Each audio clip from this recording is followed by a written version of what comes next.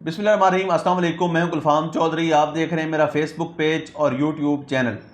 पाकिस्तान की सियासत में अहम तरीन डिवेलपमेंट्स हो रही हैं और मुसलसल डिवेलपमेंट मुतवक्के हैं। इस हवाले से हमारे साथ मौजूद हैं इमरान रियाज खान साहब। उनसे जानते हैं कि पाकिस्तान की सियासत के अंदर कौन सा बौछार आने वाला है और कौन सी नई डिवेलपमेंट्स मुतवक्के हैं।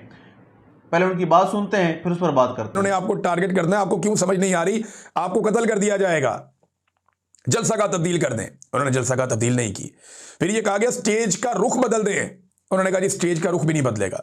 फिर कहा गया जहां पे डाइस पड़ा हुआ है ना, वो मुकाम बदल दें, डाइस उठा के यहां से किसी और जगह पे रख दें, कोई सिक्योरिटी का बंदोबस्त कर दें। हमारे पास पक्की इतला है कि आपके ऊपर दहशतगर्दी का हमला होगा। तो DGISPR साहब, ये जो सुहेल अफरीदी को इंफॉर्मेशन दे रहा था, ये कोई भारतीय फौजी तुकाराम था, या जो सुहेल अफरीदी को जो कह रहा था कि आपके ऊपर कातलाना हमला होने वाला है और दहशतगर्द आपके खिलाफ एक दहशतगर्दी करने वाले हैं, ये कौन कर रहा था? अजीत दोवल कर रहा था। भाई पाकिस्तानी एजेंसियां उसको बता रही थी ना, वो तो डरा नहीं और चला गया वहां पे। तो देखें, ये बार बार ये तासुर देते हैं कि पीटीआई दहशतगर्दों के साथ मिली हुई। ऐसा नहीं है। पीटीआई ने कभी भी नहीं कहा कि दहशतगर्दों से मुज़ाकरात करो। पीटीआई ने हमेशा यह कहा कि जरगा बुलाओ, बैठकर फैसला करो। कबायलियों के साथ जिनके इलाकों में ऑपरेशन हो रहा है उनके साथ बैठकर फैसला करें ना। एक तो ये बात आप ज़हन में रखें, ये कोई नहीं कहता कि दहशतगर्दों के साथ मुज़ाकरात करो या बातचीत करो। मुराद सईद चिल्लाता रहा, उसके ये क्लिप पड़े हुए हैं, आप निकाल कर सुन लें। आज सोशल मीडिया पे फिर वायरल है कि क्यों लेकर आ रहे हो दहशतगर्दों को पाकिस्तान में, क्यों लेकर आ रहे हो दहशतगर्दों को पाकिस्तान में, मत लेकर आओ दहशतगर्दों को पाकिस्तान में। हमने पहले बड़ी लाशें उठाई हैं, हमें मजीद लाशें उठानी पड़ेंगी। ये बार बार पीटीआई के लोग आपको कह रहे थे और आपको सर पे भूत सवार था, नहीं इनको लेकर आना है। कभी आप उन्हें मुजाहिद बना देते हैं पैसों के लिए, कभी आप उन्हें दहशतगर्द बना देते हैं पैसों के लिए, कभी आप उनकी तरबियत और ट्रेनिंग करते हैं पैसों के लिए, कभी आप उनके साथ ऑपरेशन करते हैं पैसों के लिए। और मेरे ख्याल में ये मैच्योर हो जाना चाहिए, थोड़ी सी मैच्योरिटी दिखानी चाहिए इदारे को, अपनी एक कांस्टेंट पॉलिसी बनानी चाहिए। ये तरीकाकार गलत है, ये तरीकाकार बिल्कुल गलत है कि आप गुड तालिबान और बैड तालिबान करें। अली अमीन गंडापुर ने भी ये कहा।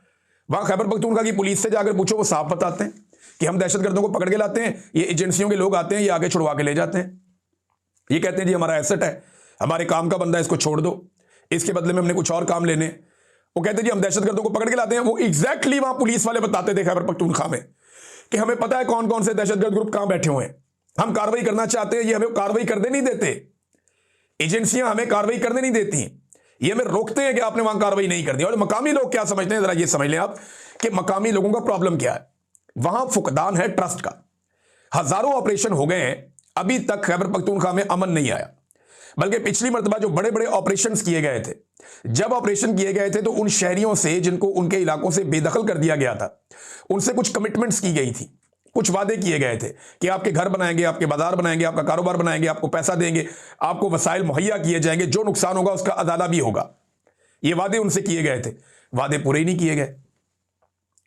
शो ऑफ के लिए छोटा मोटा कोई एरिया बना के तो सारे मीडिया में चला देते हैं ये हमने बना दिया।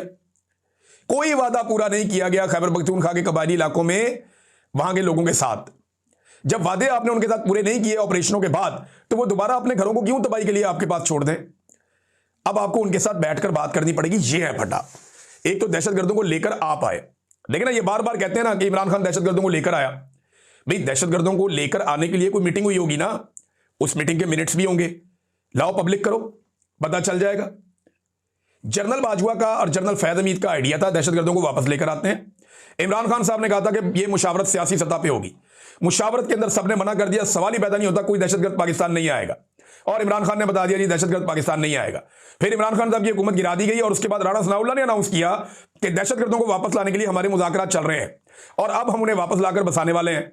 ये मुज़ाकरात राणा सनाउल्लाह ने अनाउंस किए और उसके बाद जो मीटिंग्स हुई उनमें तय हुआ और फिर दहशतगर्दों की पाकिस्तान में आमद शुरू हो गई, जिसका खुमियादा आज तक पाकिस्तान तहरीक इंसाफ भी भुगत रही है, खैबर पख्तूनख्वा के अवाम भी भुगत रहे हैं और पाकिस्तान भी भुगत रहा है। और ये चाहते हैं एक और ऑपरेशन करना, क्योंकि ऑपरेशनों में पैसा है।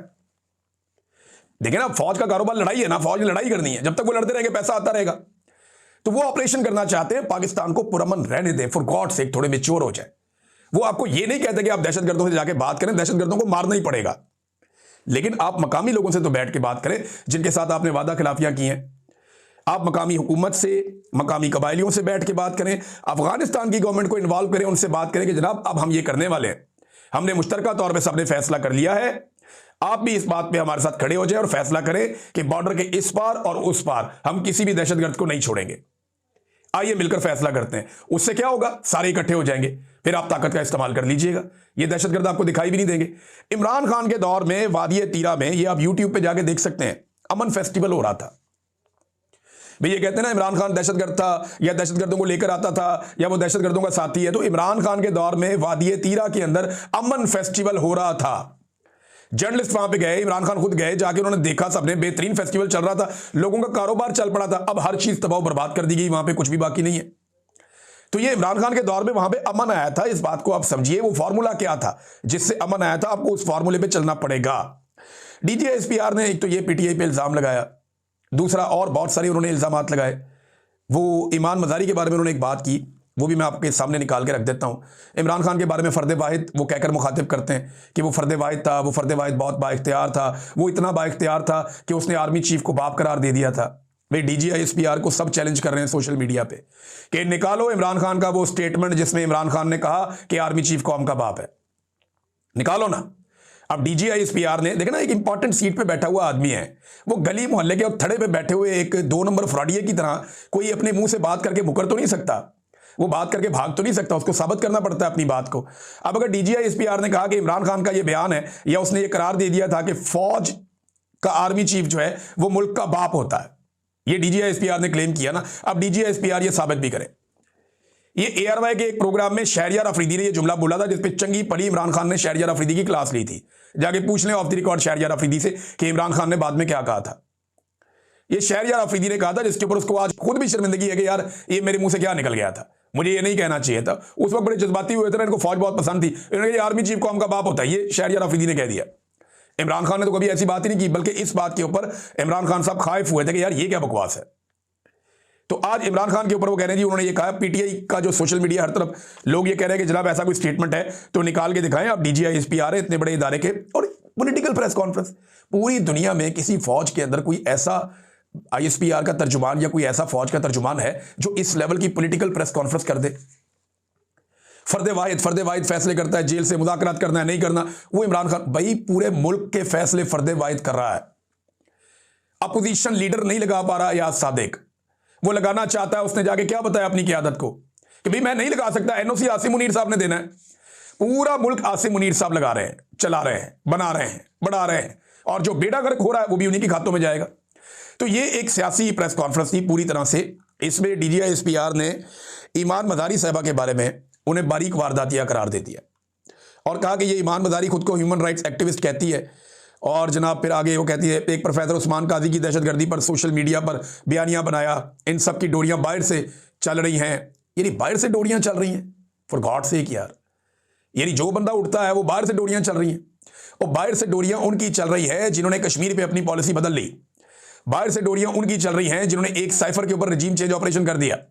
बाहर से डोरियां उनकी चल रही हैं जो गजा के बारे में अपनी पॉलिसी बदलकर वहां पे फौज भिजवाने की अर्जी डाल देते हैं। बाहर से डोरियां उनकी चल रही हैं जो डोनाल्ड ट्रंप को नोबेल पीस प्राइज के लिए नामजद करते हैं। बाहर से डोरियां उनकी चल रही हैं जो ये कहते हैं कि कुछ भी होता रहे, हमने किसी बड़े के बारे में कोई एक सवाल भी नहीं उठाना। बाहर से डोरियां चल। जी बिल्कुल, जिस तरह से आपने सुना, इमरान रियाज खान साहब ने पाकिस्तान की सियासत में अहम तरीन डेवलपमेंट्स हमारे सामने रखी और उन्होंने बताया कि पाकिस्तान की सियासत में कितनी बड़ी तब्दीलियाँ मज़ीद मुतवक्के हैं। यानी इस वक्त पाकिस्तान की सियासत इंतहाई मुतनाज़ बनी हुई है और सियासत से ज़्यादा मामलात अदालतों के अंदर चले गए हैं। लेकिन इस सूरत हाल के अंदर फिर भी अगर ये सियासतदान इकट्ठे होकर बैठें और पाकिस्तान के अंदर जमहूरियत की बहाली के लिए कोशिश करें तो कोई ना कोई मुतवाज़िन रास्ता निकल सकता है। अल्लाह पाक वतन अजीज़ का हामी और नासिर हो। पाकिस्तान जिंदाबाद।